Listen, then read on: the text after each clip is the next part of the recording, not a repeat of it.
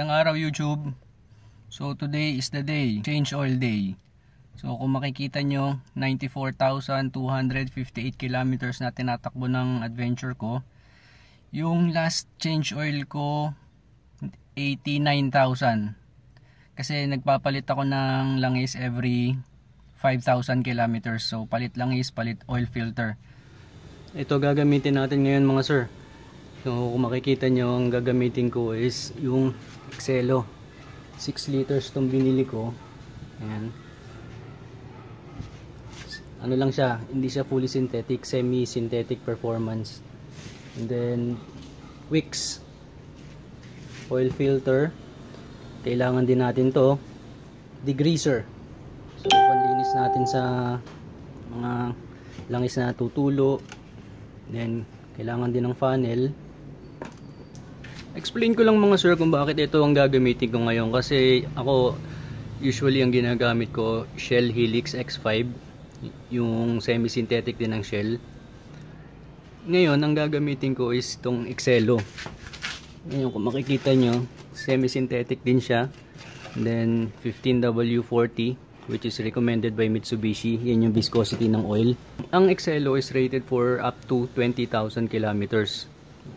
Pero hindi ko isasagad ng ganun kasi iba yung climate natin dito sa Pilipinas. Tapos maalikabok, stop and go ang traffic. So I don't think kakayanin ng langis yung 20,000 kilometers. Filipino brand to as far as I know. Tapos ayan, kung makikita nyo, formulated in the USA. So patented to. So meron siyang formula na wala yung ibang mga oil. And based sa mga testimonials ng mga Exelo users, maganda daw siya. Kaya susubukan natin to. So titignan natin kung ano magiging performance ng makina. Kung maganda siya, then tuloy-tuloy tayo. So siguro ang gagamitin ko tong Exelo anywhere between 7 and 8,000. Itatry ko kung okay ang magiging performance niya, kung okay pa rin yung langis after 7 to 8,000 kilometers.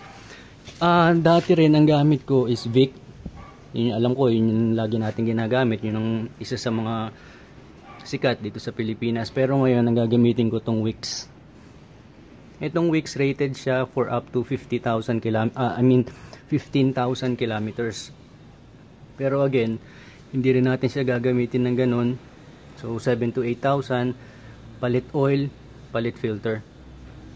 O ganun ang gagawin natin mga sir. Sir, andito na ako sa ilalim ng sasakyan ngayon. Pag mag-change oil kayo, kung gusto nyo i-jack yung sasakyan para medyo mas mataas siya ng konti, pwede naman. Pero ako hindi na kasi kaya ko naman eh. Abot naman dahil hindi naman tayo kalakihan. Ngayon, ito yung harapan ng sasakyan. Ito. So, ito yung oil pan. Ito yung oil drain pan. Okay. Bago natin tatanggalin ng drain plug, siguraduhin muna natin malinis. Kasi para walang makakapasok na buhangin o dumi o kahit na ano. So, punasan lang ng basahan yung paligid. Siguraduhin rin meron na tayong nakasahag na sa akin, hanggang lang na maliit. Siguraduhin lang nakakasya yung 6 liters or more or less 6 liters. Then ito 17-inch na wrench. So ang pagbukas niya, ang pagpihit niya papunta sa passenger side. Ganyan, yan. So ngayon, hintayin lang nating maubos yung langis. Hintay tayo hanggang sa wala nang lumabas. And mga sir, para bumilis yung pag-agos or pagtulo ng langis sa ilalim, buksan lang natin tong oil cap. Pero siguraduhin malinis muna yung paligid para walang makakapasok na alikabok or dumi. So ayan, pag malinis na, buksan lang natin. Ayan, para mas mabilis yung pag-agos ng langis sa ilalim. Habang hinihintay natin maubos yung langis, sasabay na rin natin tanggalin yung oil filter. Siguraduhin lang yung planggana nyo or kahit anong sahuran tapat, kasi marami pa ring laman na langis to.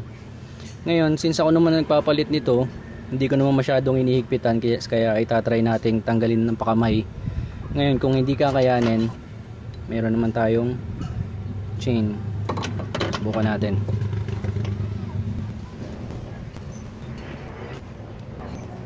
Ayan.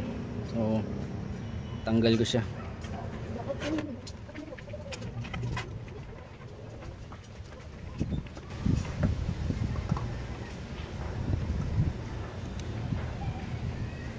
Ayan sir, tanggal na natin yung lumang oil filter. Wala nang masyadong tumapon kasi medyo naubos na rin yung langis, kaya okay na. O nga pala, kung balak nyong bumili nito, suggest ko wag nang ganito. Medyo mahirap siyang gamitin kasi yung clearance dito tumatama siya, so medyo mahirap gamitin. Mas maganda sigurong gamitin yung parang strap or yun talagang pangtanggal na lang ng oil filter. Pero since ako naman ang nagme-maintain itong sasakyan, hindi ko naman masyadong inihigpitan yung oil filter, yung tamang tama lang na siguradong walang leak, kaya ayan, mas madali natin siyang natanggal. So ayan yung pinagtanggalan ng oil filter. So suggest ko, ayan, medyo punasan na rin yung mga gilid. Siguraduhin lang yung basahan, walang dumi, walang yung mga buha-buhangin para walang contamination.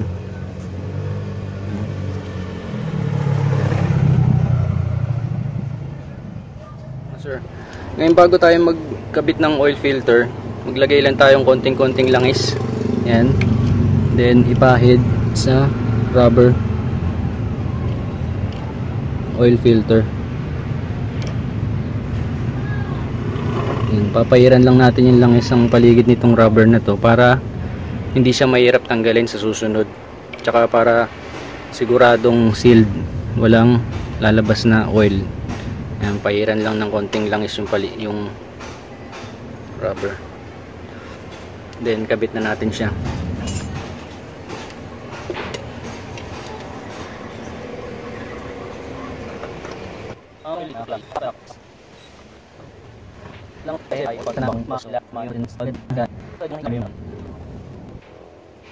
Ayan. So tamang-tamang higpit lang. And base sa experience ko, hindi ko alam kung nagkakataon lang, na yung pinakasagad ng oil filter pareho din sa wicks. I mean parehas din sa Vic. Nakatapat yung brand niya brand name niya dito. Hindi ko alam kung nagkakataon lang, pero ganun siya lagi So yan.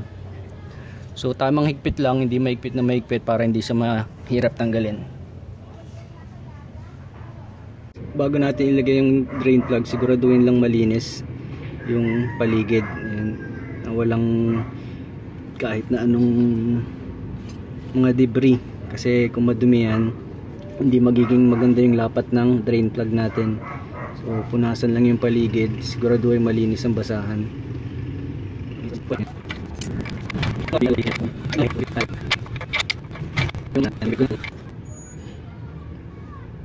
Ayan, hindi na siya gumagalaw, so okay na yun.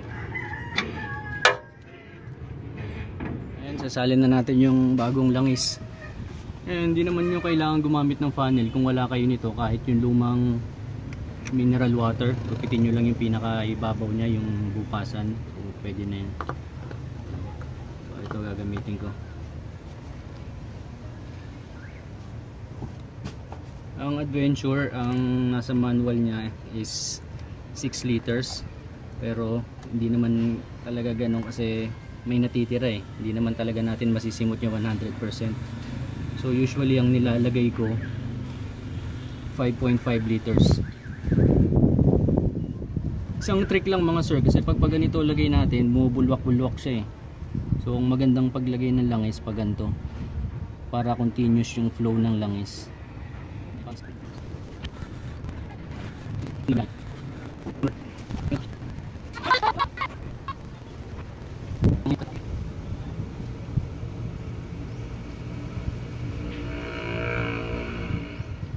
Okay, so ngayon titignan natin kung tama na yung level ng langis. Kunin ang dipstick. Nasaan? Siguraduhin nandito kasi ito yung minimum level, ito yung maximum. So hindi siya dapat lalampas or hindi naman siya mababa sa minimum. So ngayon mga sir, ni-start ko lang sandali yung sasakyan. So siguro mga 2 minutes. Kasi since bago yung oil filter natin, wala siyang laman. And kailangan niya muna magkalaman, then check uli natin yung kung okay na yung langis sa dipstick. Yan, check uli natin yung dipstick. Kung makikita nyo kulang pa, so magdadagdag pa tayo.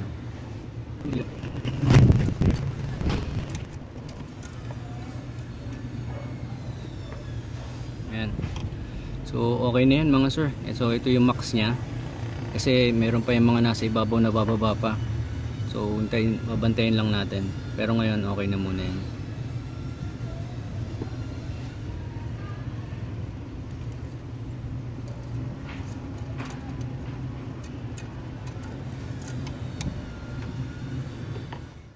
Okay na mga sir. Reminder lang, yung pinagpalit na nating langis, ilagay natin sa maayos na lalagyan and then dalhin sa mga gasoline station or kahit saan na tatanggapin nila yung para i-recycle. Kasi hindi maganda sa kapaligiran ng used oil kung itatapon lang natin kung saan saan. Also, wag nyong kalimutang i-like yung video, tsaka subscribe na rin kayo, and then click nyo yung notification bell para ma-notify kayo sa mga susunod ko pang video. Salamat.